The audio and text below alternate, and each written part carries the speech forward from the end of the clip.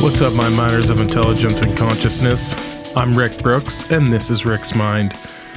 It's a fireside chat today, ladies and gentlemen. And also, before we even get into it, my apologies for it being so long since I put out a podcast. There's been a lot going on. My dad had a pretty major heart attack, so I had to fly out, deal with that with my siblings.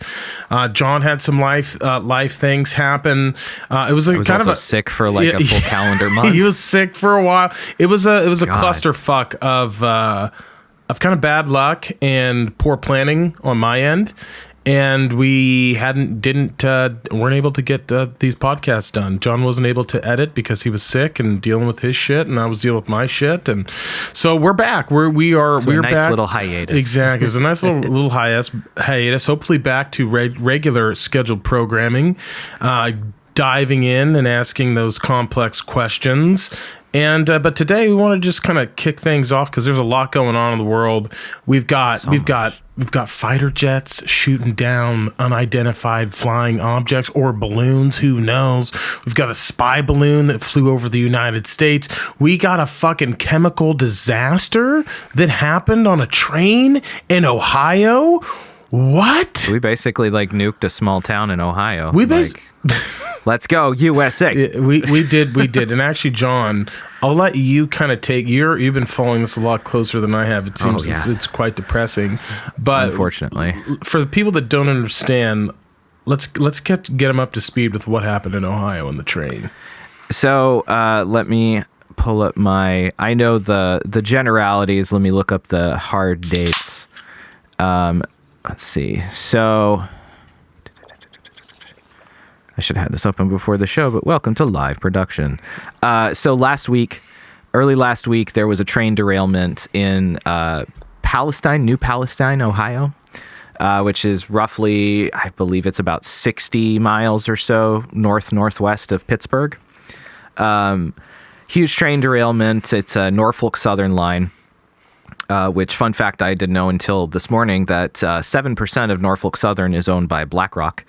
And Vanguard also has a very large stake in Norfolk Southern. Are you getting in the weeds? I am getting in the weeds, yeah. But man, this story is honestly nothing but weeds, if I'm being very honest. So train derailed.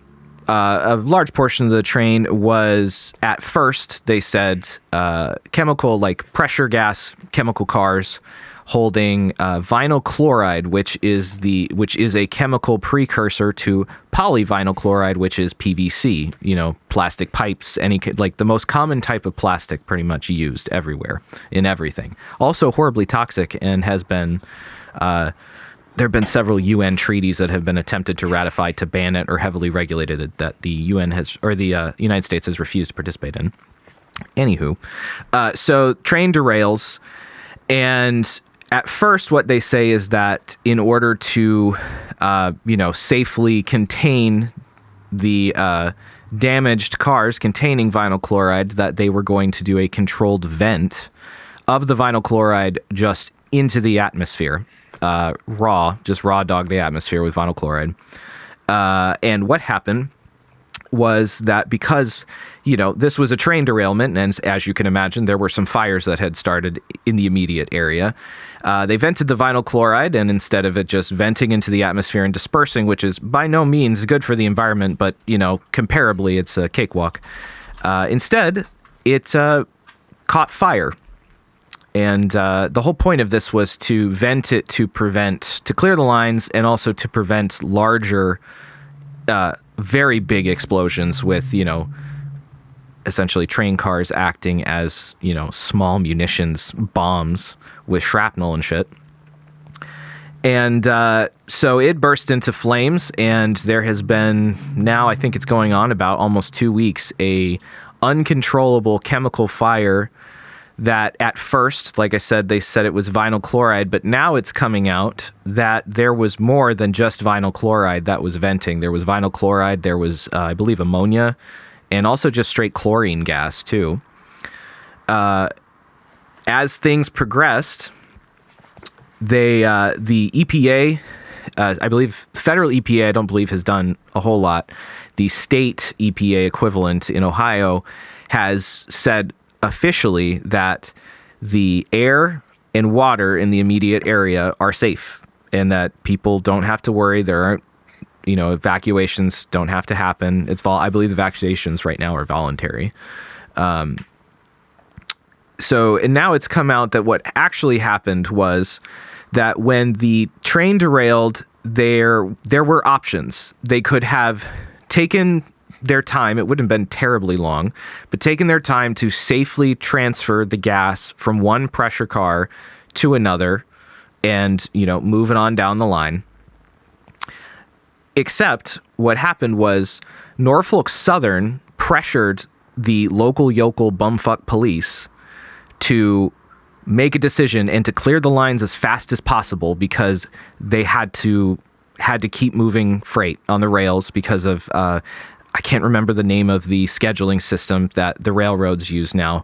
It's like precision scheduling or something like that. There is zero room for error in their schedule. So if one line is closed for like 5-10 days, I mean, pretty much a good chunk of the entire Northeast United States would be, like a standstill for freight.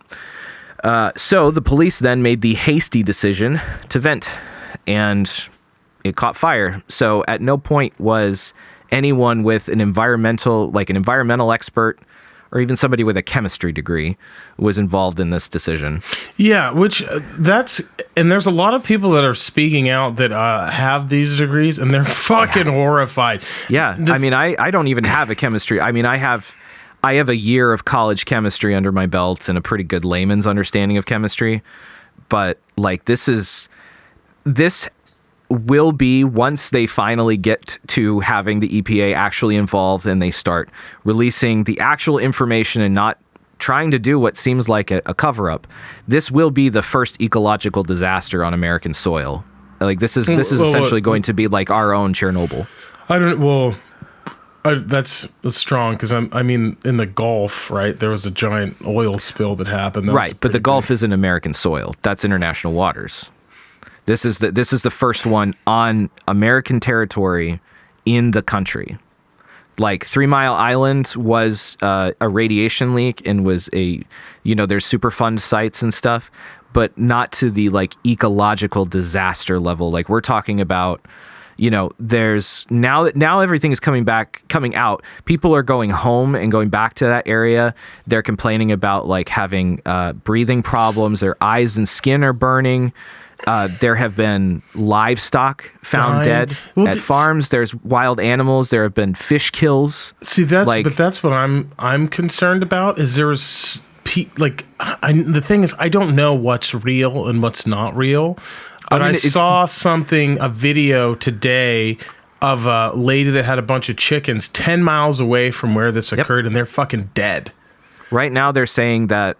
In a conservative estimate, 10-mile radius is essentially like ideally a no-go. Fuck, man, that's crazy. More like thinking ahead. You're talking about this has been burning for roughly, I believe, 10 days. Will you share the screen? I want to see if it's still burning. Yeah. Because whatever's burning, didn't that this train, to my knowledge, this derailment, what happened like 3 days ago? No, this happened about a week ago. This happened a week to 10 days ago. Did this happen? Are you shitting me? Because this is just now hitting the media. I saw this on Twitter. No, and it's been on. I saw about it probably about a day or two after.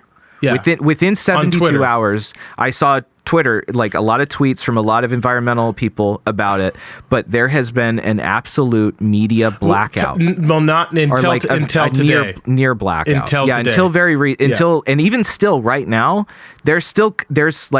there are small people writing about it, and there are some, like I saw NBC write about it in the last week, and I saw CNN write about it, but it was extremely heavily downplayed and following only the company line of water is safe, the air is fine. So I have not checked up on the news this morning. So I checked up on it. I can't speak to that. I checked up on it this morning. It's on CNN. You can find it. People are. It was on when I was at the gym. It was on it was like kind of a leading story, but it's still this burning. Right here, this is drone. This is from 6 days ago. Drone footage of it from from WBNS 10, which is a Central Ohio news channel. It's still burning. It's been burning for at least a week now, and it probably will burn for about another month. So, and for the folks just listening, so we got drone footage here, and there's, I don't know, probably 7 or 8 of those tanker cars that you would see on the rail lines, right? That. Well, those are definitely more than that. Let's count 1, 2, 3, 4, 5, 6, 7, 8. 6, 7, 8, 9, 10, 11, 12, 13, 14, 15, 16, 17. Maybe 20. The drone is slowly crawling down the railroad tracks. Oh, there's way more. Oh, shit. Was this an entire? More. It looks like an entire locomotive. Hold on, John. An entire locomotive of basically tanker cars, right? Chemical cars. So chemical cars that are all on fire. Oh, looks like we got a few dry van trailers here that are all on fire. This was taken 6 days ago. It seems to be smoldering now, but all of this was on the 8th, so about 6 days ago. Man, that's so. Let me see if I can find another one, more recent, but. More that has come out about this too is, besides the fact that at no point were environmental or chemical, even knowledgeable people involved in the initial decision to do this rash venting to save money, the train was improperly loaded.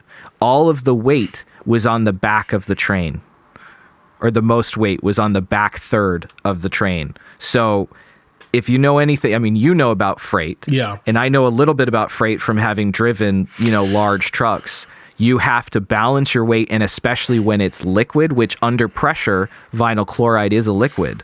So, all of those chemical cars are all liquid. That liquid, when that train tries to stop, that back end's going to keep going. Well, but this is, and I want to look at that. If you can send me a little bit of literature, because to me, that just does not seem, having worked with a lot of intermodal companies in my tenure as a freight broker, it doesn't seem like that's a mistake that they would make. Like thing that I've read from like a lot of railroaders on Reddit, in the same forums that I just posted all of my links in the chat for you. The thing that I've heard from railroaders is that this incident, the larger thing of it is that because the train was unloaded, a lot of people are saying that they didn't load the train properly, because what happened is, with the precision scheduling system that they use, there is like zero margin for error. So if you got to make deadlines, if you don't, the entire an entire line's worth of stuff will back up. So they don't have the time to put in the dedicated time to actually rearrange cars and make sure everything is done safely to prevent this. Like, for instance, this morning there was another massive derailment in Houston, Texas. I know, I was just going to bring that up. Yeah. So, and this is, I think, to be honest, so take out the ecological disaster and environmental issues, right? I think that there is a blanket-wide blackout on this that the feds are trying to do, because this would not have happened if they had done any of the things that the railroad unions had been asking in the contract negotiations over the last 6 months. If a lot of those things that a lot of were asked were safety related, to make sure that there was time to ensure cars were properly rigged and that trains were properly order load, I don't know what you would call it, reordered so that the weight is distributed safely. It's called blocking and bracing, primarily, right? What they're but when it comes to hazmat, I'm not as familiar with the requirements of these what the tanker cars are and how they're loaded. I don't know what they are either. All I have read is that a lot of people have said that this is not an uncommon thing that they see all over the country, because they don't have time. So what you're seeing is what is, besides, a potential earth-wide implication environmentally, and then you have the federal government being embarrassed after forcing how many contracts have they forced on these guys? There's been like 4 rounds of negotiations that I can remember, at least from September. Let's say 6. 4 to 6 that have been like shut down by the executive, directly by the executive branch, and forced into the contract, which is like the only one of the few, we've talked about that with how many people, one of the few industries that can have that happen. And it's because it has to do with it's a national security. National security. You have to have rails open. Yeah, and then partnered to that, the B side of that record is that you have decades going back to the Reagan administration of deregulation and essentially pulling the teeth out of every federal agency that has anything to do with safety or environmental concerns. Like, the EPA was largely toothless even before the last Supreme Court round of rulings, and now is completely toothless. Yeah, but I mean, they're pretty incompetent as it is by like saying that things were safe before they could even test it. But why were they incompetent? They've been incompetent because they've been destroyed over the past, 40 odd years, since the early 80s. Like, this is what happens when, like, no one's talking about, like, we need, like, UK level regulations of things where if you want to build a barn on your property, you have to get planning council, you have to get environmental reports, ecological reports, archaeological, you have to get like comments and shit. But just some amount of, hey, is this, is this horribly toxic chemical going to spill and make an entire region unlivable? Hold on. Can you go back a little bit about when you were talking about building something on your, what did you say? Oh, I was just saying, like, no one is wanting the kind of like incredible amounts of regulation that you don't even have the freedom to move. But like what the railroad is asking for is, relaxing the schedules enough so that they can actually do the safety things that they're required, instead of just like blowing through them so that you can, check the things off the list and get the freight down the road. Because I mean, you have this literally, Norfolk Southern pressured the police to make a decision so that they could clear the lines as fast as possible and lose as little money in profit. So it's disgusting. I want to substantiate that, but I definitely think there is some truth to that. I'm curious what I find most disturbing, and for anyone listening, don't fucking trust anybody. If something like this happens in your neighborhood or whatever, get the fuck out. Do not go back to your homes. No. Because I just feel like people have been lied to, saying, it's okay to go back to your homes, and like all of a sudden, like these tests come back.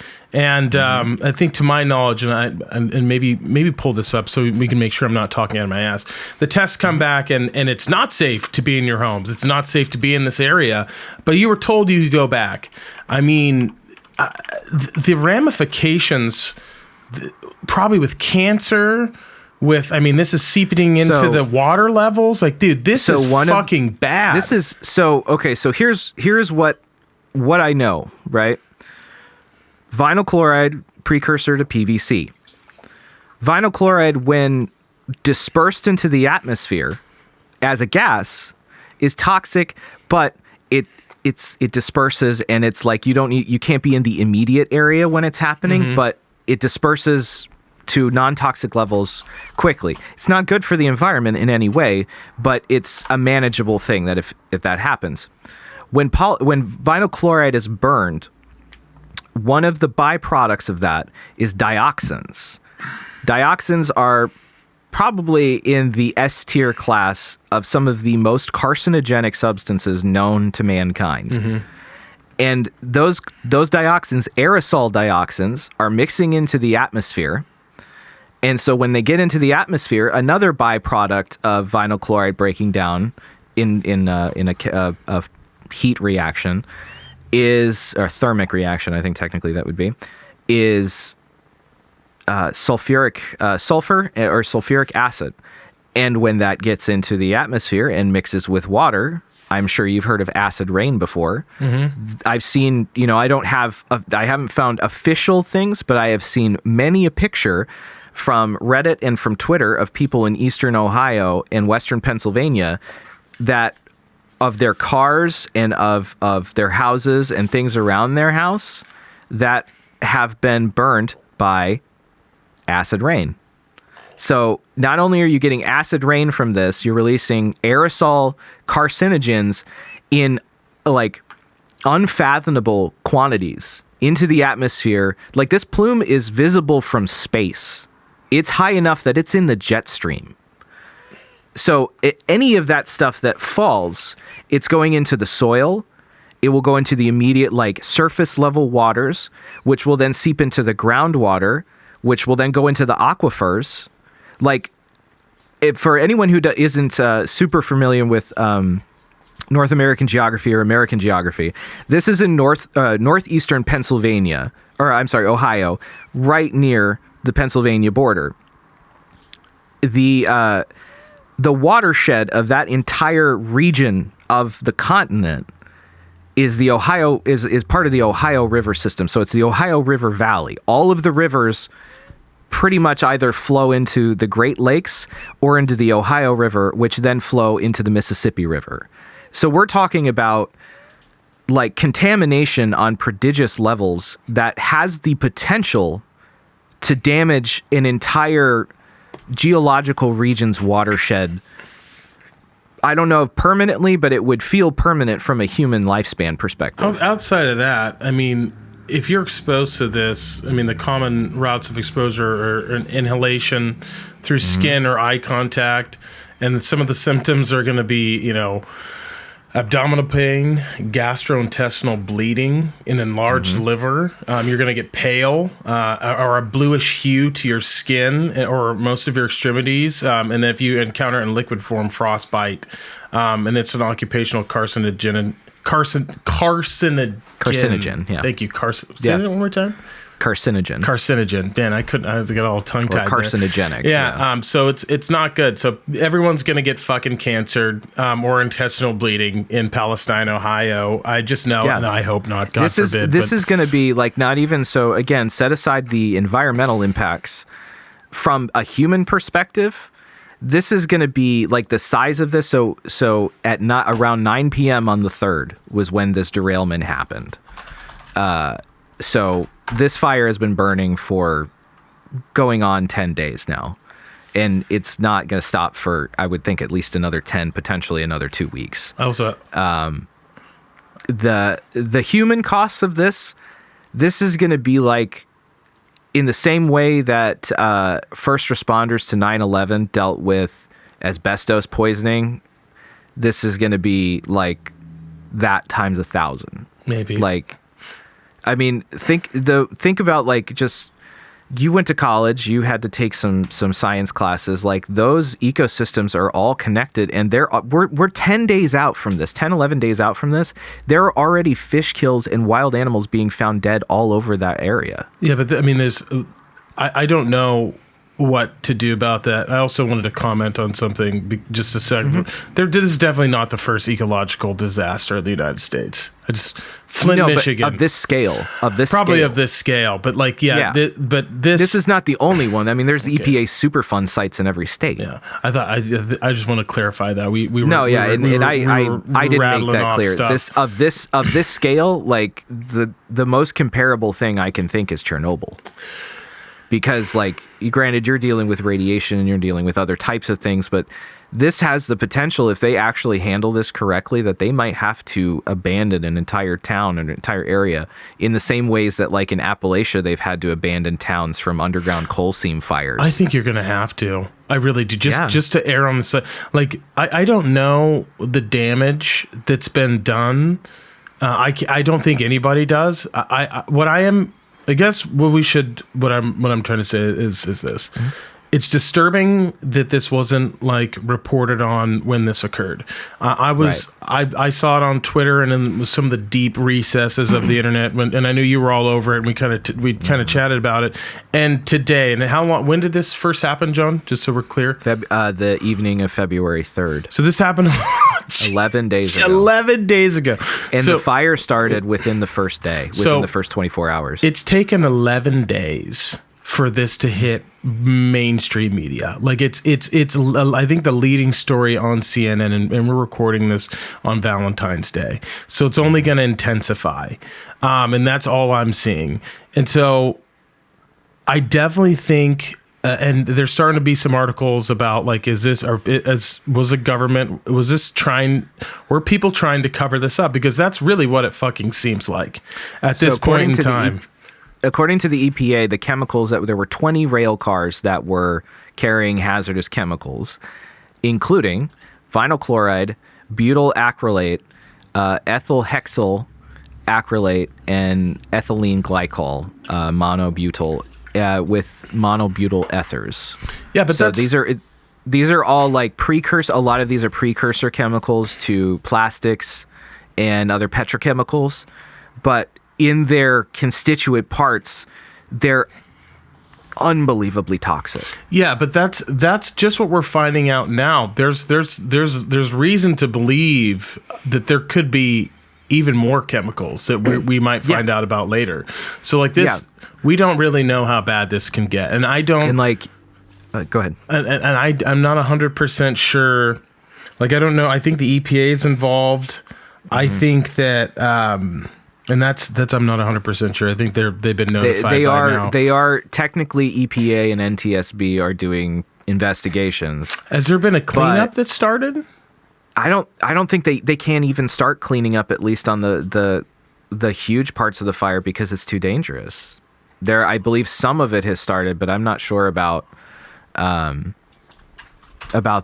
total of it. I know that like on the 12th, so this is a Tuesday, so on Sunday the EPA had said that they're monitoring levels of chemicals in the air and water, and they said that right now it's not at toxic levels, but you might be able to smell some strange odors in the air. If it's not at toxic levels for humans don't really have a much of a toxicity difference than deer. You know? Why are all of the livestock dead? Why are the wild animals dead? If this is an aerosol issue, why are there fish kills in the area? You know? Yeah. So it's unbelievable. Like, I'm looking at this right now. I think that we might need to clarify some stuff real quick. I think if I'm looking at the timeline, John. Mm-hmm. So it looks like people weren't allowed to return to their homes, and then they were allowed. They're starting to let people. And then go they back, were allowed to return to their homes, and now I guess I think now it's they tested again, and it's not good. So people are leaving. Again, there's a lot of moving parts, folks. There's a whole lot of details, and there are layers upon layers upon layers of stuff. Like PVC in 2014, since 2014, the EPA has been trying to regulate PVC waste as being like hazardous and a persistent organic pollutant. Which it was declared a persistent organic pollutant under the 2001 Stockholm Convention for the UN, which was about organic pollutants like plastics and petrochemical things, kind of like PVCs and what's the other one that people are always worried about in water bottles. I can't remember what they're called. It's another type of plastic, but they're like, these are the forever chemicals that don't really go away once you put them into the environment. But the EPA has had no power to actually do that, because that, corresponds right in there when Trump became president, that they've had no ability to do that. They've had everyone fighting them from every angle to do any kind of regulation just on the principle of don't regulate me, and not like actually thinking like, well, maybe we should regulate things that will like kill all of us and the animals around, and maybe our generations down the road too. Well, I don't think, it's not. I don't know if it's 100% fair to put the blame on Senor Trump. Because I mean, oh no, EP, I'm not blaming Trump. No, I'm not trying to blame. I'm trying to say that course, like that timeline, corresponds with Trump being in the White House, and you remember how much of a like hard on he had for going after the EPA. I mean, every Republican and conservative has been obsessed with the EPA since they passed the Clean Water Act in the 80s, and that was just gutted in the last Supreme Court round. Like this is an extremely complicated situation where there isn't really one party directly that is responsible. There is for the immediate disaster, but then there are threads going back decades to things that contributed to this situation that made it, much worse, or even would have prevented it from happening in the first place. Like even the train derailment, potentially. John, can you do some digging real quick on? Mm-hmm. I just want to make sure that people are allowed to actually return home. Because I'm getting a mixed kind of a mixed bag of things.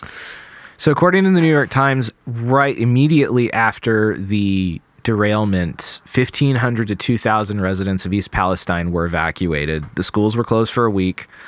On the 6th, they extended the evacuation order to include anyone in a 1 by 2 mile area surrounding the town in Ohio and over the border into Pennsylvania. On the 8th, the governor of Ohio announced that residents were permitted to return home after air quality samples had been measured and showed contaminants below levels of concern. And the East Palestine water treatment plant said that it had not seen any adverse effects. So since the 8th, around the 8th, people have been allowed to go home.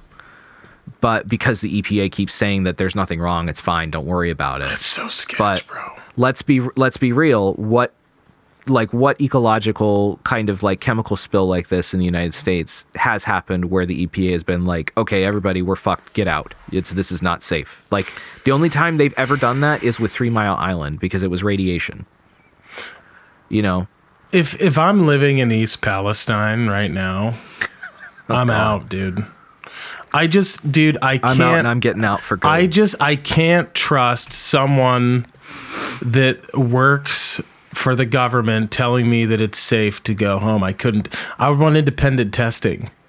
There's no fucking way, dude. This is the type of shit that you read about. Well, it's the type of shit that you read about 20 years from now. They're having the burn pits with the military. Like their kids are. There's a whole bunch of like birth defects and shit that are happening. There's probably going to be like weird 4-eyed fish. Dude, there's no fucking way. Endocrine system issues. Yeah, you've got to get out of there. You can't trust any. There's some sort of factor that they're not taking into consideration. Yeah, the preponderance of evidence, regardless of how you feel about, federal regulation or the federal government, right? There has to be some sort of governing body that says this is not safe because this is an incredibly hazardous chemical. You're rolling through residential areas. You've got to make sure that it is contained in the event of some sort of a derailment or spill or an accident. And we know that like a lot of like this is not the only regulating industry. This is just another thing, another notch in the belt for this type of thing that's been happening over the past like 10 years or so. Everybody got so hot, regardless of political affiliation, on deregulating, because the market will fix it. The market will handle it. Here's the market. The market is Norfolk Southern saying, clear the lines at all costs. We can't afford to lose this. And this is what happens instead of taking the time to make sure that an entire town wasn't poisoned. I've seen, the EPA keeps saying that the water's safe and the air is safe, but I keep going back to how are all of the animals in the area dying? I know, or man. At least a large proportion of them. Because that doesn't just happen if there isn't some sort of like a pathogen or a contaminant or something. But like, we also have and the way they're playing fast and loose with it, it's not classified information to know what these chemicals are. You can take 10 minutes on Wikipedia to find out what they are, what they're made of, what they become, what they break down into, what they're used for, how they're regulated. Well, I mean, I found that information. This is total layman here. You can find that. I found all that information on the CDC. Yeah. Which is kind of crazy. Like, oh, yeah. No, I mean, this is like, I see EPA, I see fucking Pete Buttigieg on Twitter being like, oh, DOT is, really taking this seriously and investigating. It's like, well, then why did you let a fucking local cop make the decision to start a chemical fire? Like, at what point do we actually want to make sure that the country is safe?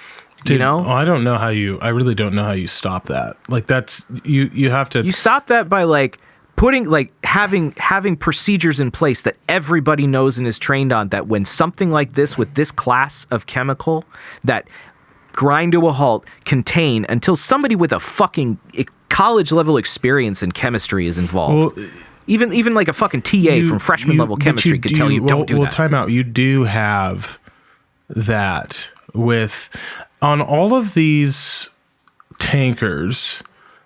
Now I'm going to get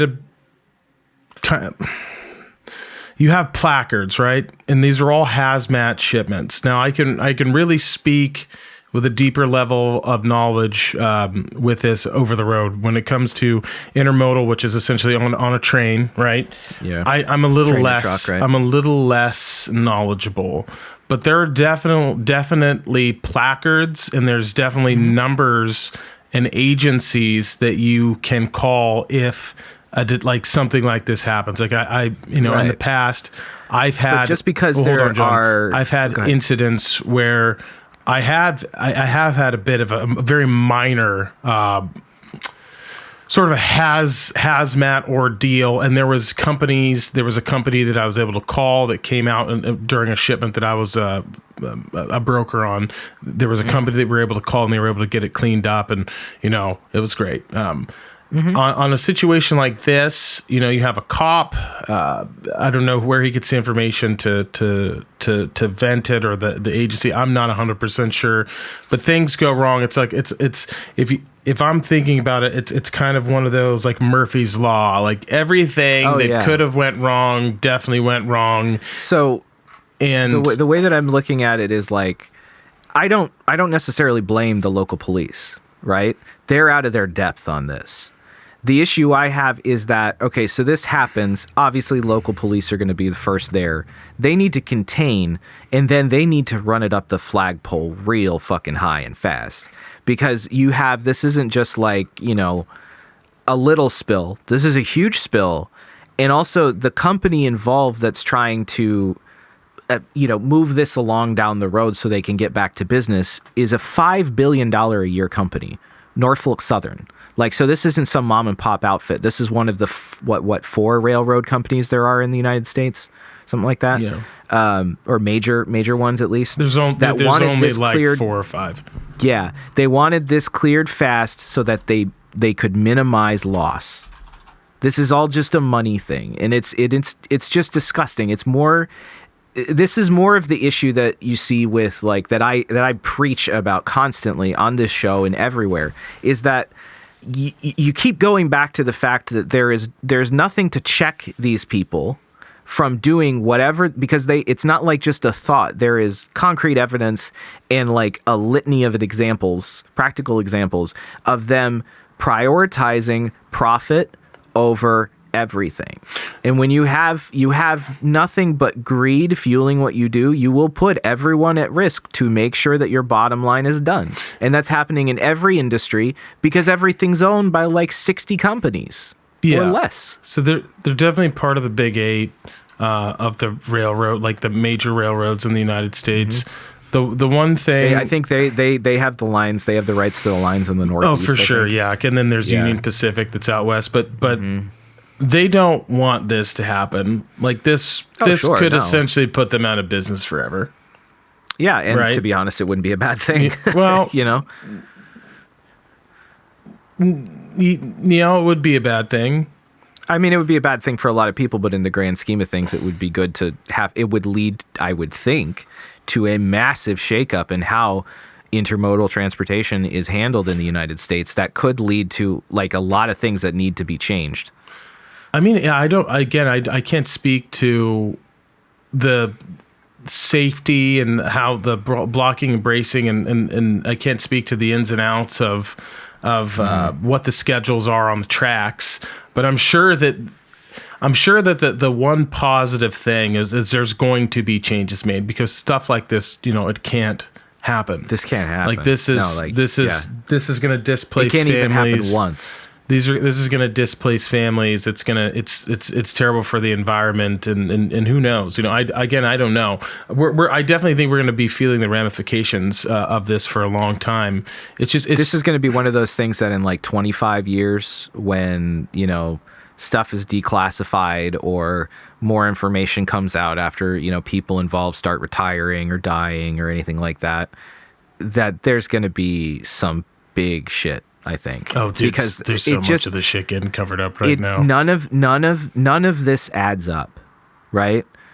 Like the cover up obviously benefits the railroad companies, the authorities, and the federal government, right? Oh yeah. If I'm Norfolk Southern right now, I am upping my campaign donations. DEFCON 4 panic. I'm upping my campaign donations to everyone in Ohio that's going to back me. Exactly. I am spending an exorbitant amount of money to keep people quiet, maybe to buy up land as well, because it's going to be cheaper for me to silence people than it would be to actually deal with what's going on.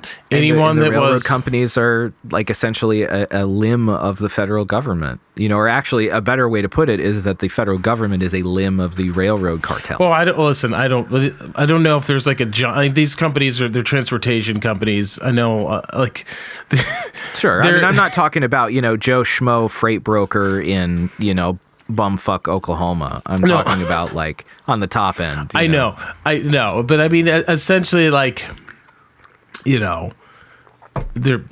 I mean, it is too cosmically perfect that something of this degree, not even counting that there was like the other train derailment, the huge one that happened in Houston yesterday or today, that this is all happening when like railroad stuff and railroad politics is not normally a popular topic or something that's talked about widely, but in the recent past it has, because people are starting to take more interest in the labor movement again, and these, like, a lot of the factors in this disaster are topics that have been fought to change in the railroad contracts that the feds will not let them do or won't even entertain, because it would cause them to lose money.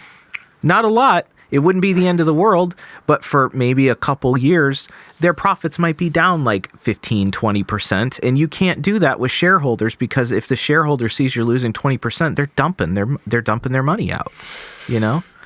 It's a feedback cycle.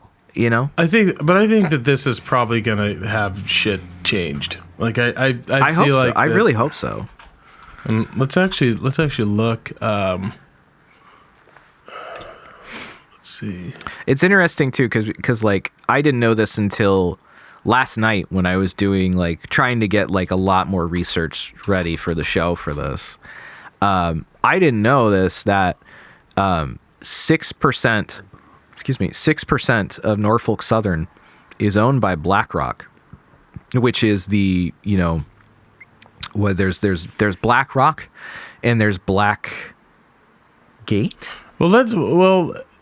That are like the two largest private investment funds in the world right now, and are heavily invested in everything. Like they own everything.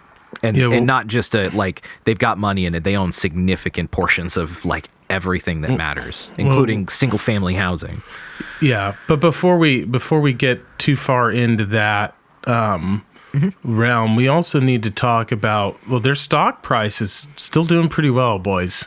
So on the Riks mine, I will say yesterday when I looked Norfolk Southern was valued at over $5 billion, and today it's valued at 4.8. Yeah, well, it's down a bit. Things are happening, but it's $235 a share.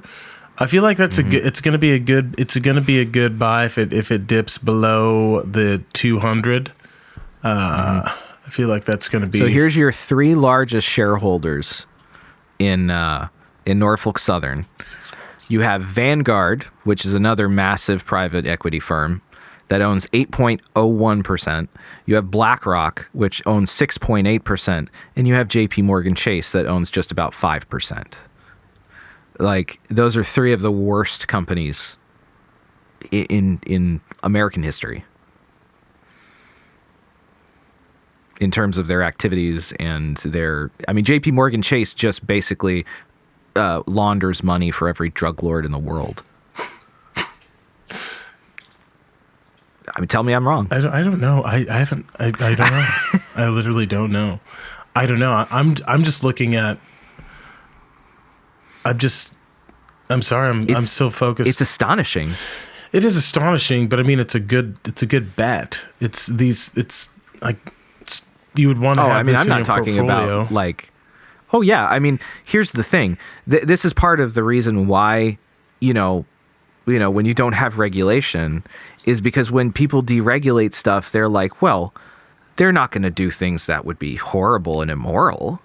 It's like, of course they are. They're not going to do things that are immoral because these companies, they're companies. They don't have a ethical or moral system. They are amoral. Their morality is profit and loss, shareholder reports. That's market share. That's it. It's so agnostic or atheistic from any sense of any ethical or moral system where there's some sort of accountability, because all that matters is money. Well, you have to have some semblance of like social currency, right? Like you can't just be like an evil company. You still want to sell. You still want to sell shit. I mean, shit, I'm sure BlackRock will, fucking turn their logo, rainbow colored in June, just like the rest of them, and go back to trying to kill gay people the next month. So like, glad you brought that up. Yeah, I mean, this is just more of the, like, all of these companies, this isn't new. Like, pick any kind of example where, like, giant faceless company does horrible thing. They don't think they're doing horrible things because there's no one person that's accountable. It's like a million people running these stupid companies. It's impossible to hold these assholes accountable. Not only because of the amount of power and control that they wield over every part of the system from top to bottom, but just from the fact that, like, who was it? Was the CEO the one who made the call? Was it the CTO? Was it some intern? But like, who fucking knows? I want to like go back really quick on something you just said. You said, right, you're upset about the lack of regulation, right? Just the lack of preparedness. Yeah. And then you also stated that these corporations and stuff, like, they control the system, right? Like the government, pretty much, and whatnot. Yeah. So isn't like regulation just a bunch of bullshit that these corporations and stuff are going to pay their way out of? It's a multi-pronged issue where, yes, I say regulation, but in order to actually have effective regulation, you have to neuter the control that these companies have. You have to go back to a time before Citizens United was passed, which was the Supreme Court decision that made corporations equal to individuals for both political donations and also for human rights. You have to go back before, the 2022 Supreme Court cycle, where the EPA actually has the ability to regulate the, safety of the natural resources of the country. You have to go back. I mean, this is like a situation. We have to go back to like the 1960s, 70s, where they were making headway into trying to make things safe and livable before Reagan and his cadre of, evangelical crazy people who were obsessed with nothing but, free markets because market's sake, for environment, for maximizing profit. We're so far down the road from being in a place where, like, regulation could A, exist, and B, be effective, that like it's going to be a Herculean task to actually accomplish something that could prevent the, like preventing the actual just derailment seems like a pretty simple thing, put more effort into safety, more into training, make sure the cars are ordered correctly, balanced correctly. But like we're talking about having to, any semblance of change for this issue has to come from the top. But as you just pointed out, the top is essentially just these companies because A, it's a revolving door of whatever regulating body with the private companies that are doing this. And then it's just the amount of money that these companies wield they're donating, like all of these companies are like the top donors for everyone, regardless of what color, blue team, red team, doesn't matter. You're going to look at the top 10 donors lists from, Joe Biden and Donald Trump, and you're probably going to find 8 of the same companies. Like these people don't care about politics. They don't care about, the state of the country, the future of the country, the safety of just literally being able to breathe the air. All they care about is how do we get control of the situation to maximize our profits. I would agree with you. But I'm always like, I feel like at least with these to a much less degree transportation. Mm-hmm.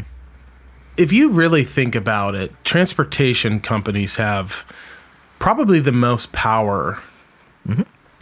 Even like especially railroad even like companies. Jimmy Hoffa, right? Who united the truckers at one point in time, which is fucking the Teamsters, right? Oh yeah, slowed. yeah. Like one of the most powerful men in America that no one knows how he died, right? Wonder why they never found his body? Shit, dude.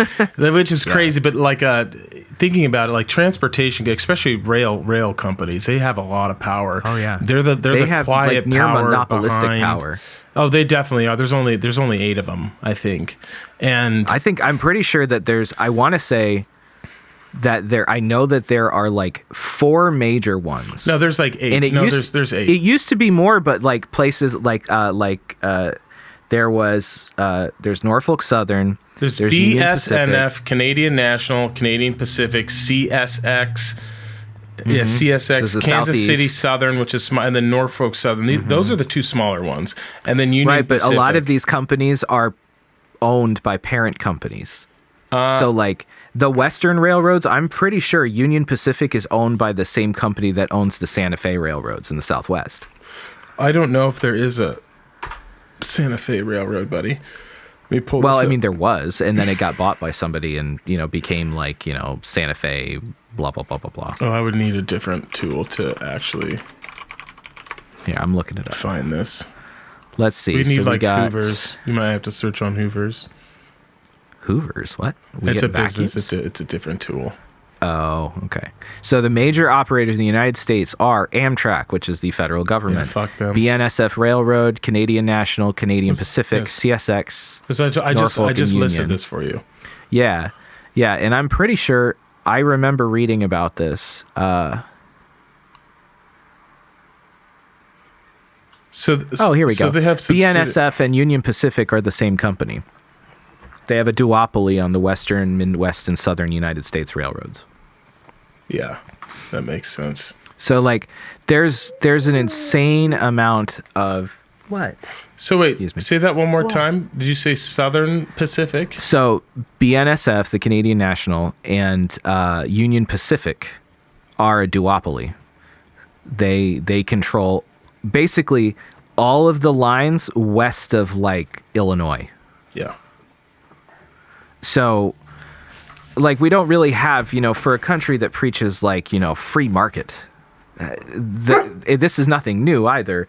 The railroads have had, like, stranglehold control over the movement of goods in this country since the railroads were built in the 1800s. Yeah. They're the, like, how many industries can the executive branch of the government just say, no, go to work?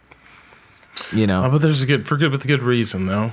It's tough. I mean, there's good reason behind it, but you're seeing what happens when you ignore the good reason in the contract negotiations. Besides the basic moral quandaries of paying people enough money to survive for their labor, allowing them to have time to go to the doctor, health insurance, unreasonable labor conditions. They have health insurance. They have a livable They wage. do have health insurance, they get paid a livable wage, but they don't really have the ability to take time off to plan ahead because of the way they schedule people. But I want to make this very, very clear. People that work on the railroad are not fucking poor. Oh, yeah. They make they're bank, not poor. Okay? They're not poor, but they deserve to make more. That's the point, is they make bank, but they haven't gotten a raise in line with inflation for decades. For sure. Yeah. But I want to... Like, no one's... I'm not trying to say that, like, the woe is the poor railroad or engineer, but, like, woe is the railroad engineer. You work for a railroad, you're essentially a corporate serf, You don't really have a whole lot of control over your life.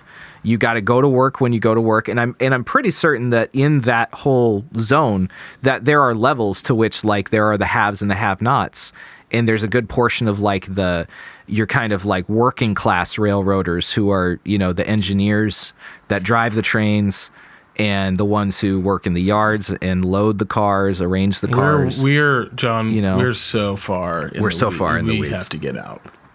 Like you're is this the portion of the show where we go to the crazy stuff? Yeah, well, I would like to get into the crazy, but you are full on, like, Marxist fucking, let's overturn the government, let's have a war. You're there right now, and I like don't want it. a war, but I like it. I wouldn't mind a functional government. That'd be cool.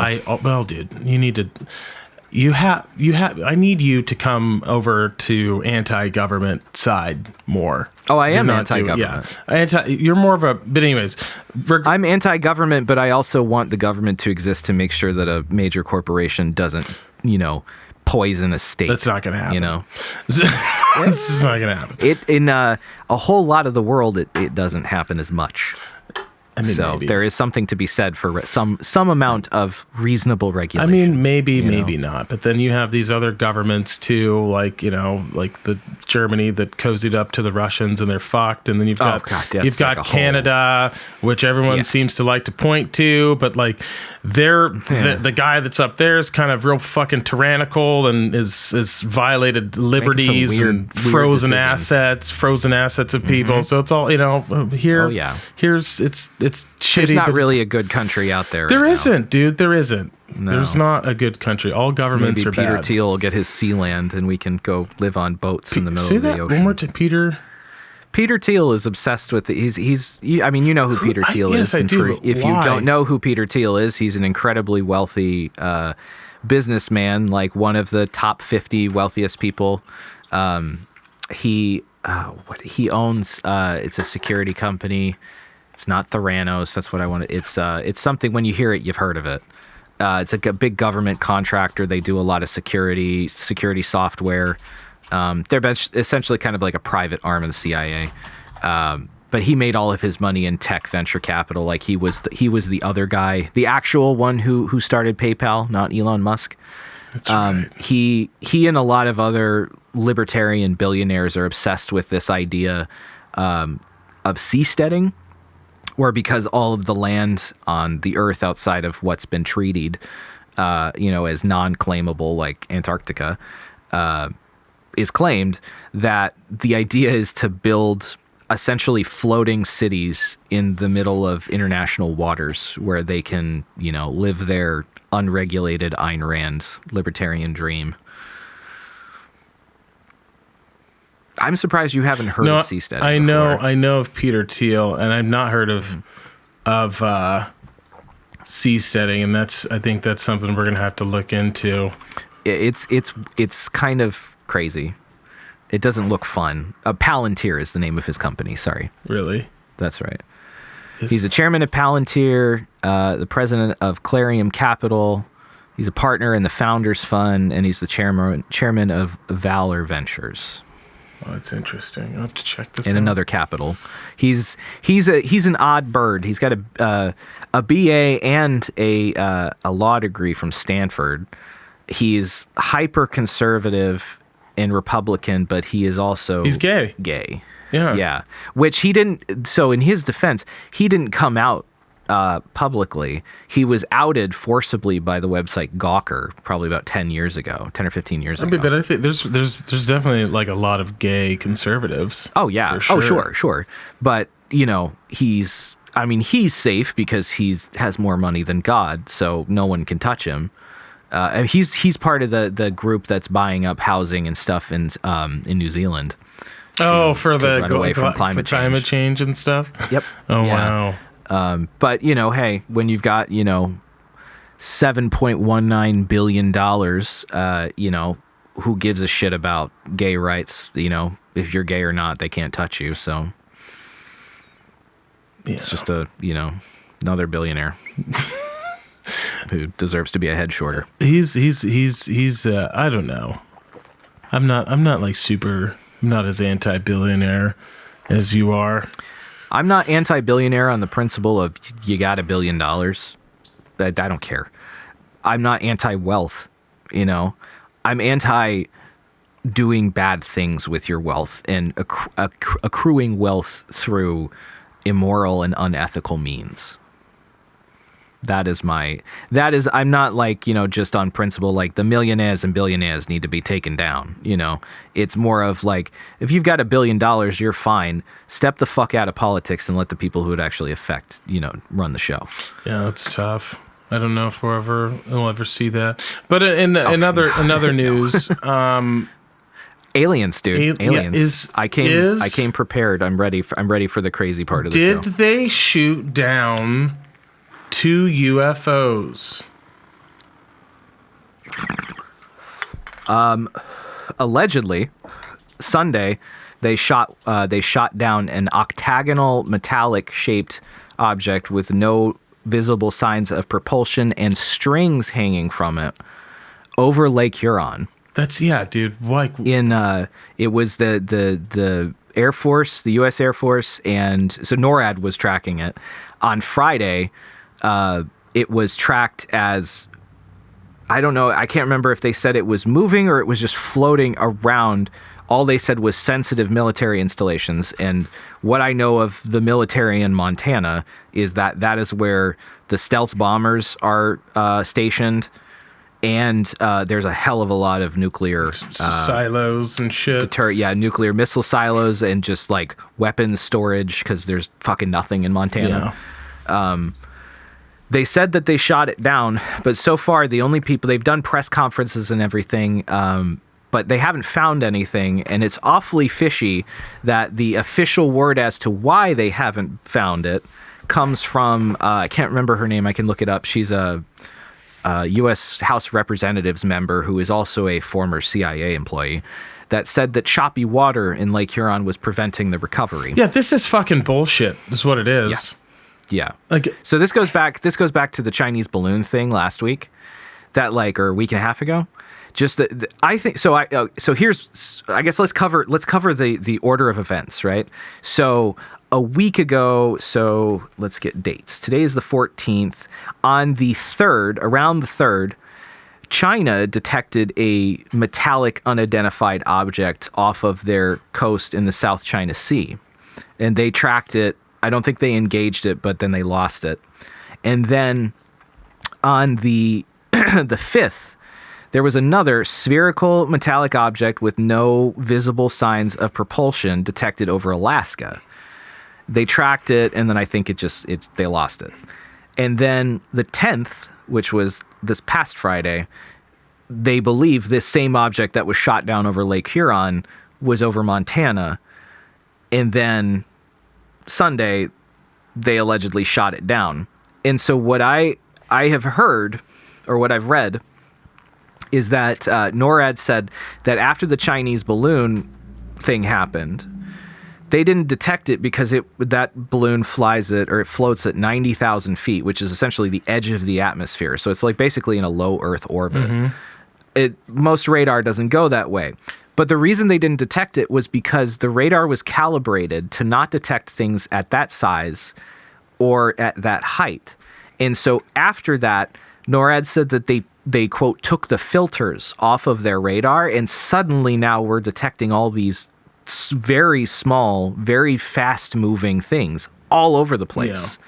And all of the sightings that NORAD and the feds have said that they've been tracking over the past 2 weeks, all are in line with the things that, like, all the declassified things that fighter pilots have seen. Commander David Fravor, all that shit. Yep, the Tic Tac thing. I can't remember. It wasn't Fravor. It was someone else that, like, I mean, how many times have you seen pictures from fighter pilots just grab their phones when they're tracking these things and take a picture over their shoulder? And there's this little, orb floating in the sky. That's the craziest thing, because what I heard is the fighter pilots that engaged it over Michigan, I believe. Mm-hmm.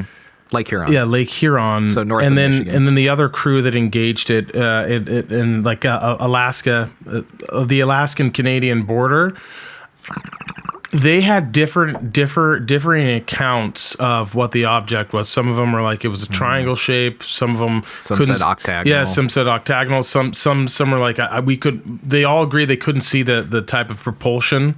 The official one that NORAD put out in their statement was that it was metallic and octagonal with strings hanging from it. What the fuck, dude? So there's several theories that I've seen. Right, probably the most like grounded, skeptical one is that this is some sort of a weather balloon that was like this Chinese balloon that they found or something similar, and that the strings were what were holding the payload and they broke. Because if you follow the way the jet stream has gone recently from Saturday to Sunday over Montana, goes right up over Lake Huron. So it could be a balloon that's just floating. However, if you think about the Chinese balloon that everybody and their mother from Alaska to South Carolina could have seen if they walked outside and took a picture, you could see it with the naked eye. It was just really small. How many pictures of that did we have? How many official government videos of F-16s heroically blowing the shit out of a balloon off the coast of South Carolina did we get? And even pictures of the dinghies pulling the balloon, pulling the balloon out of the ocean. We had tons of those, official and unofficial. Not one single picture has come out about this thing over Lake Huron. I know, man. And yeah, granted, it flew over Michigan or Montana, which is not very populated, but it also flew over Minnesota, Wisconsin, and Michigan, to the point that they had AWACS circling, doing search grids over Wisconsin and over Michigan. There were isn't that why they closed the airspace? They closed the airspace over there Michigan? Was a NOTAM issued Sunday. They didn't give a reason. They just said defense activities over basically the entirety of Lake Huron. Exactly. And part of terrestrial Canada as well. Yes. Which isn't that ridiculous that I feel like we defend. I mean, we definitely defend Canada.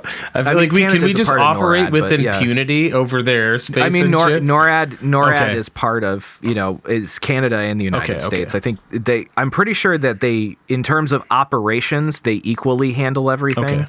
But it's it's based in Cheyenne Mountain in Wyoming or in Colorado. It's American geographically based, but I believe.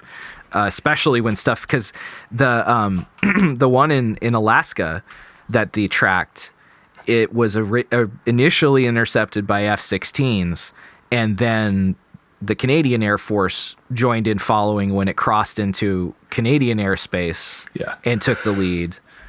And then I don't know what happened after that. So basically, and for those that don't know, NORAD stands for the North American Aerospace Defense Command. Yeah, and it's based out of Cheyenne Mountain, which is in Colorado, I think, or it's Colorado or Wyoming. It's basically a mountain that they cored out and made into a massive military installation that is it has bunkers. That's one of the places that if shit hits the fan, that's where all the important people go. Yeah. I've got a suite there. The fucking wild thing is that they're just oh yeah, we turned the filters off on the fucking radar and suddenly there's UFOs everywhere. See, but I mean, doesn't that kind of make you feel like this that whole kind of world, vindicates the whole a lot world of is stuff. just just a giant pile of incompetence and fucking stupidity. Yeah. No, I mean, we're human. Yeah, like, I know, we are essentially apes that wear clothes and know how to, smoke plants. I mean, either way, I definitely think... So, I mean, we've been saying this for years. Like, I 100% think aliens are real, but it's kind of nice that now that we've turned the filter off, we're seeing these bitches pop up on the radar. Yeah. I'm so anxious to figure out if they're gonna recover the shit. So there was in all of these hearings, this, I believe last week, it was before the Montana and Lake Huron stuff. They had a public committee hearing in Congress that then was followed by a closed door classified committee hearing. And like, when you put all of this together, so there's a really great subreddit that I just found recently doing all this research that's called r/UFOs. Oh, dude, so UFOs. Yep. Been on that. Oh yeah, so it's like the skeptics UFO community, and there have been a lot of people posting information from the public. I don't know what you would call it, aerospace tracking, like the radar, where you can see all the flights that are in the air. They put up, you have to display flight trackers for military jets and planes. But yesterday, there were AWACS running in a large holding pattern off the east coast of Maine that then flew off into Canada after a while, which in Maine there are Air Force refueling stations. There were AWACS flying search grids over Wisconsin and Michigan. There 2 days or 3 days ago, there were Coast Guard clippers and AWACS flying and sailing search grids off the southwest coast of California. China had this incident. Their run-in with something a couple weeks ago. I think what's happening is that they recalibrated the radar to accurately detect everything that they thought was just noise. Yeah. And it actually turned out to be things, because now they've intercepted 4 or 3 of these things in a week. Yep. And like, I think everybody's paying attention because, I mean, personally, I think the Chinese balloon thing is absolute horseshit. It is classic Cold War agitprop. I think it's a distraction to get people more jazzed on the idea of building up the military and spending money on defense. So I think you're right. I just can't imagine. It seems super political, but it also seems like it has one meaning, and it's to kind of unite us. Like, I can't believe they fucking did this. I mean, like, this allegedly, what they said? They said that there were 3 balloons that flew over Alaska when Trump was president. Yeah, but I was also told that they didn't tell him that. Like, when I looked at it, they didn't tell him because they were afraid of what would happen, which is terrifying, because that's the fucking leader. It's just like that's a democratically elected leader. Like, is this war? It's like, is this war? I don't know. Just turn it off and we'll deal with it. If something blows up. Listen, we can't tell Trump, he's going to freak out. But so that's. I mean, to be honest, though, that was probably the right call, because that man would have had his. He's always has his finger on a warhead. That is not the right call at all. Like, dude, that's deep state. Let the military handle that. That's the fucking that's the commander in chief, man.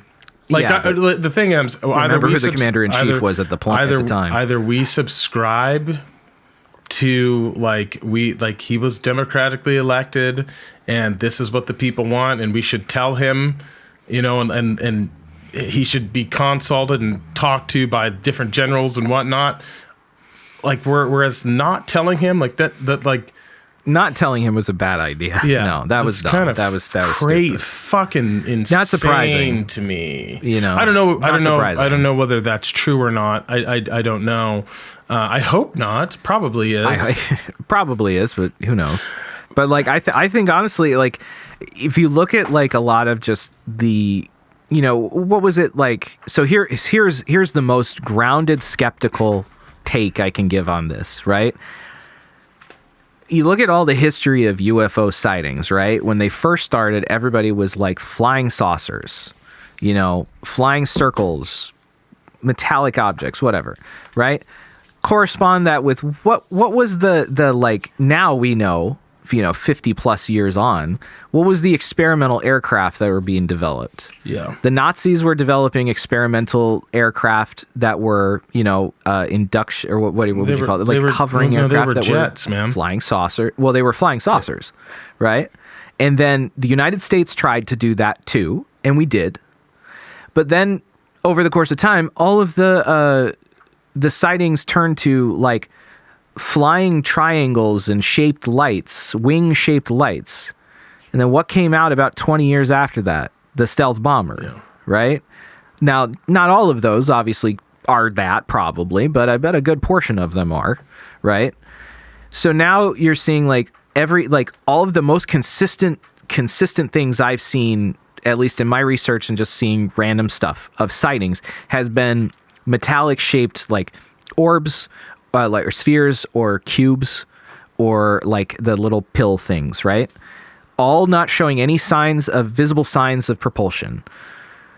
I think, this could be, maybe not all of them, but I think it might be some sort of like black budget, highly classified next generation type vehicle. Because you have those instances of, how long ago was it that the Navy published that, or filed for that patent on anti-gravity? The anti-gravity or the warp drive. Right. Yeah. There's that Chinese scientist who published a paper that showed, I think it was anti-gravity properties or anti-gravity drive or something like that, and then she just vanished off the planet. We grabbed her. Yeah, or the Chinese killed her or took her to their own program. They probably took her. They wouldn't kill someone like that, dude. No, they would just make them do whatever they had to do. They didn't kill Jack Ma. No, they didn't. Shout out whatever happened to him, dude? He just resurfaced, and two things I need to clear up that I forgot for the people listening. AWACS previously stands for Airborne Warning and Control System, and they're then the big plane with the satellite dish on top that fly above operation areas. Exactly. And then the other thing we were just talking about, it's Jack Ma. Jack Ma is a Chinese billionaire, the founder of Alibaba, and he spoke out against the Chinese government and then disappeared for a decent amount of time. Years, dude. Yeah, he'd pop up. And he wrote a message saying he just needed to take some time off. So, and then to put this in context, if you're unaware, Alibaba is the Chinese version of Amazon. So it's the equivalent of Jeff Bezos just fucking saying he needed to take a step back, speaking out against our government, and then disappearing, and then writing a message saying that he needed to take a step back. Right? He just popped up in Thailand at Thailand. Yeah, in Thailand at a Muay Thai fight, and he's ceding control of his company to a group of people. So he's fucking done. Essentially, the Chinese, 100. The Chinese state, government, the state, yeah. And somebody went to a re-education camp for a few years, dude. Yeah, I feel and they were like, either toe the line, or we're killing you and taking your money. Yeah, which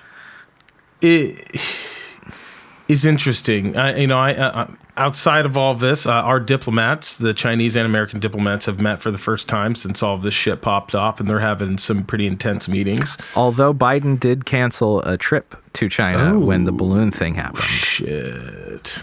So that's what, again, pushes me more to the propaganda bullshit, because what plays in the media favor of Washington is that China is all of a sudden like really brazen and kind of fucking haphazard at spy operations. Yeah, it doesn't make sense. That like this balloon, if it is a thing, is literally just a floating antenna to like, it's like cast a wide net and just catch every kind of communication signal. Yeah. I'm glad that you stated that, because that was something that I feel like people didn't really comprehend.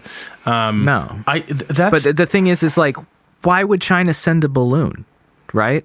Just China could pop a camera on the bottom of any billionaire's private jet and fly it over wherever they want, and no one would even fucking know. I think it's I don't think they need to do any of that.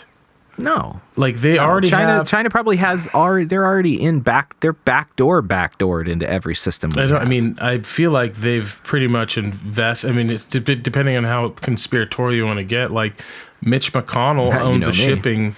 Mitch McConnell owns an import-export, like a shipping company. Isn't his wife a Chinese Yes, national? she is a national, and they own a fucking shipping company, and they make billions of dollars.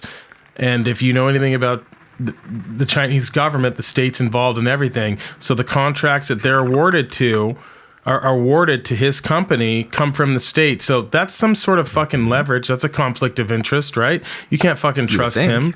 They also are able to pay. They are also able to contribute to people's election funds. Like, you know, if Don't you forget about I mean, shit. all the honeypots that they've run over the past decade or so.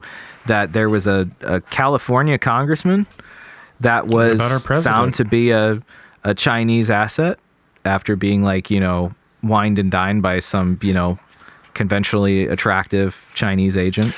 I mean, I know people that think that our president's a Chinese plant.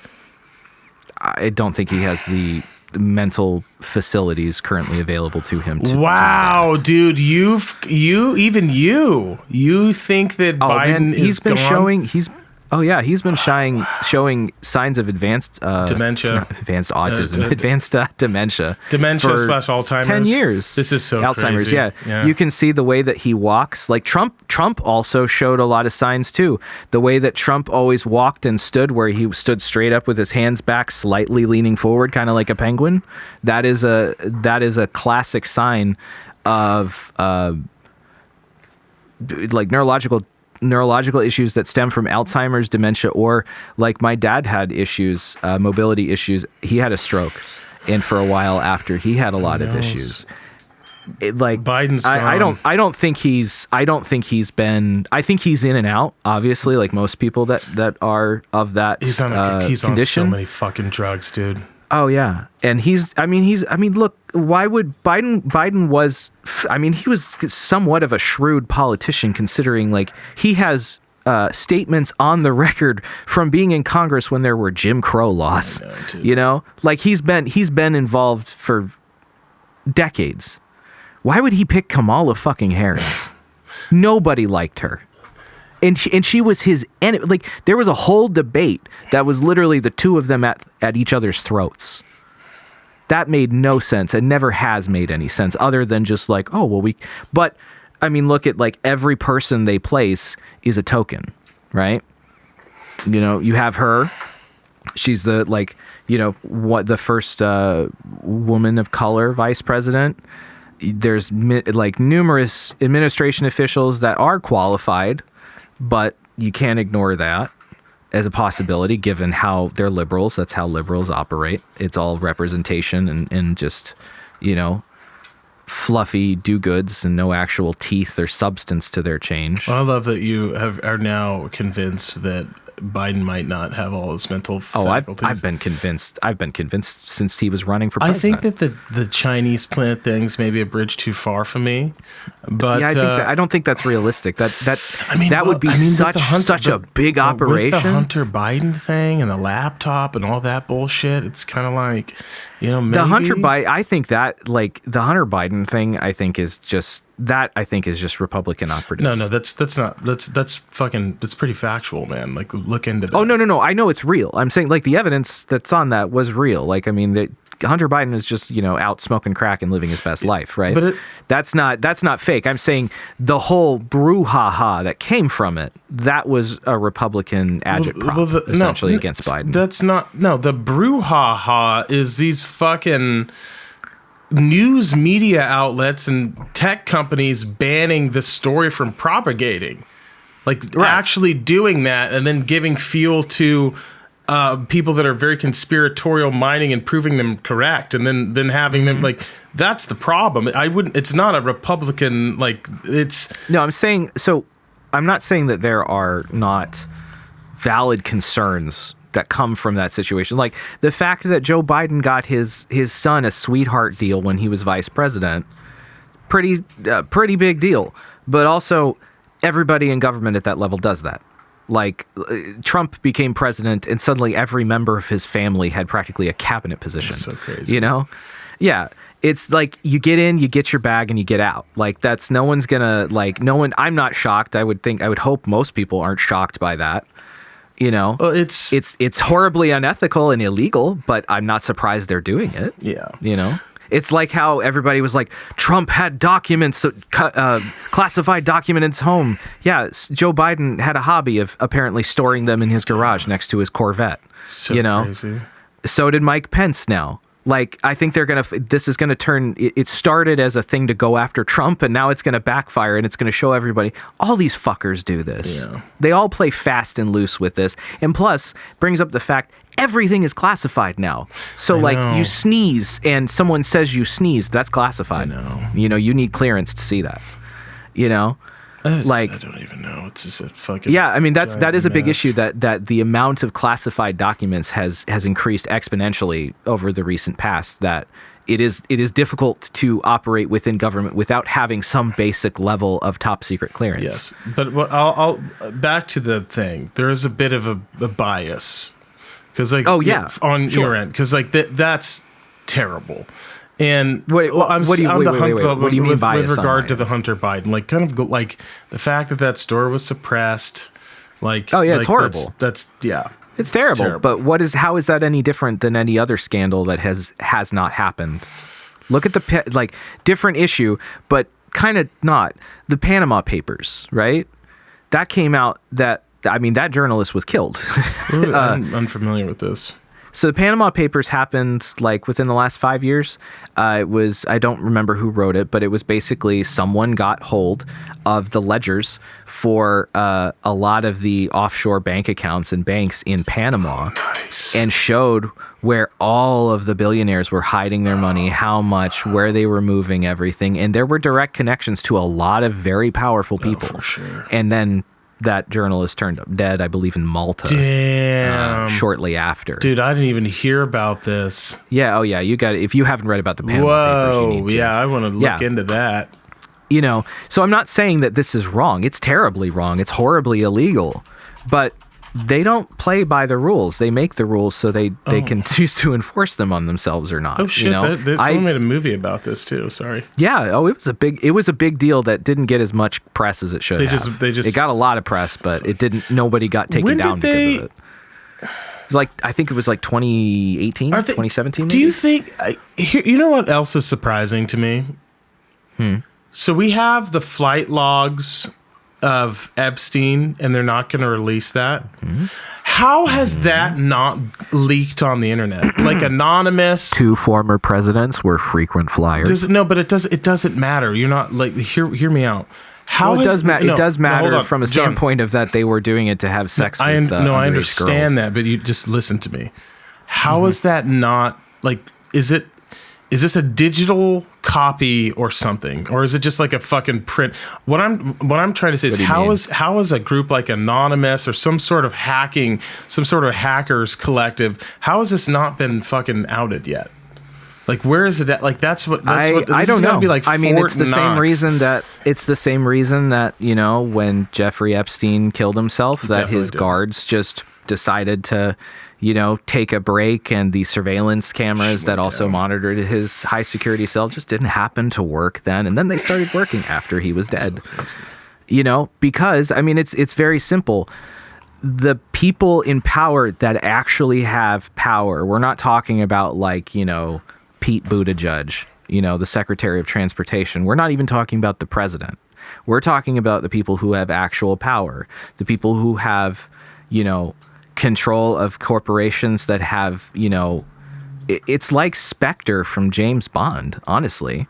You're looking at this dude that he was the party planner, essentially, that he recruited, or just, you know, he had his accomplice, Ghislaine Maxwell, recruit, you know, all these young women and honestly, girls, not even women, underage girls, into sex work and into sex trafficking, and had his little private island where Donald Trump used to go. Bill Clinton used to fly on the Lolita Express. Yep. Yeah. And that didn't seem like in his trial, which, like, you know, Ghislaine Maxwell's trial was a whole thing. It got swept under the rug. Epstein didn't get a trial because he was assassinated. But that got swept under the rug. That was the same time Johnny Depp was going on. Coincidence? Maybe, why do you think there not. was so much coverage given to the Johnny Depp trial? But it doesn't make sense that some of these groups haven't hacked in and put that shit out.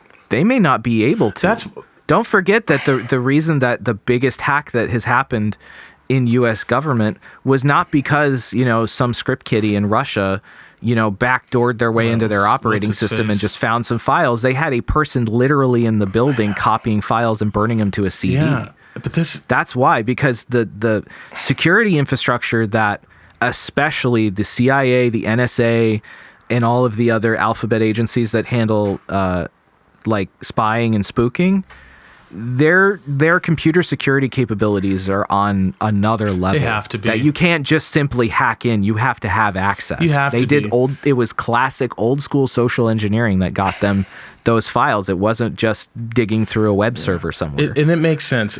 Because there's a certain that makes sense. But there's part of me that's like a lot of people that are in the upper echelons of government are incompetent.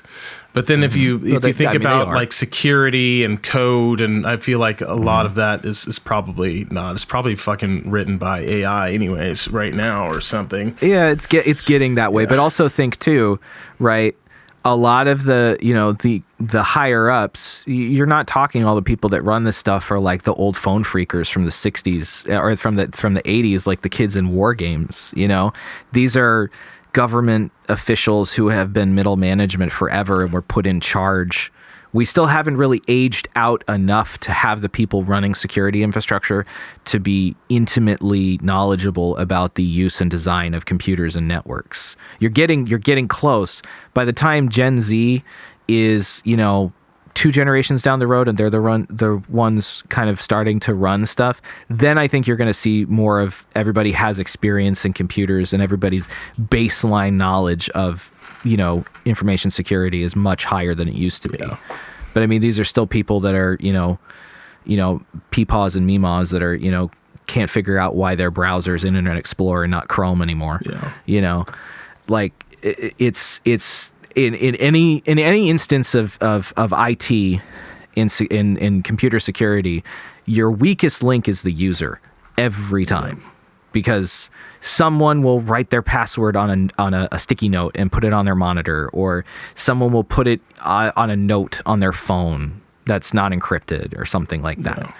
Like like Chelsea Manning got all the files off of the servers and put them on. I think she burned them onto CDs. So crazy, you know. Yeah. Well, listen, man. It's been a fucking great wild show. Time. We live in wild times, folks. And you know, outside of an alien attack, I feel like we're maybe getting the ship back on track. Who knows? Maybe not. So much going on right now. It's good to be back. We appreciate your patience. We're gonna have an interview for you next week, and we'll be back more often. We'll be back. We'll be back to regular scheduled program, and once we're releasing an episode once a week, living the dream. Anyways, folks, we love you. Thanks for listening to our crazy rambling rants about aliens, mostly chemical. Mine. Yes, mainly yours. You fucking went hard in the paint. Had a lot to get off there, buddy. You've been on the internet. Hey, we haven't done much. one of these in a couple months. You've been on the internet too much.